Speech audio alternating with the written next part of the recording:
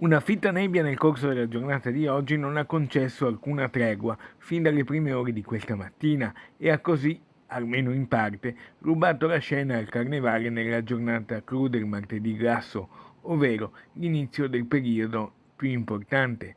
Un muro bianco pesante ha creato disagi e interruzione alle linee di navigazione del trasporto pubblico di linea CTV. Quest'oggi ci siamo ritrovati avvolti da una fitta nebbia che per tutta la giornata ha compromesso la regolarità del servizio di trasporto pubblico di linea.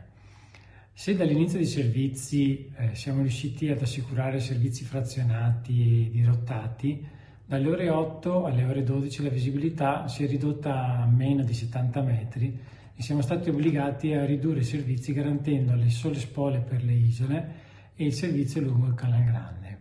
È stato messo in atto quanto previsto dal piano nebbia del comune in caso di visibilità ridotta. È rimasto invariato invece il servizio di ferrybot delle linee 17 e 11. Anche nei prossimi giorni la situazione potrebbe ripetersi. Le difficoltà oggi però sono state molteplici. Con grandi difficoltà anche i collegamenti per le isole dell'estuario e della Laguna Nord. Nel primo pomeriggio la situazione sembrava volgere al meglio, invece abbiamo avuto un ulteriore peggioramento per cui tuttora stiamo procedendo al frazionamento con i collegamenti solo con le isole, con le spole e il percorso lungo il Canal Grande.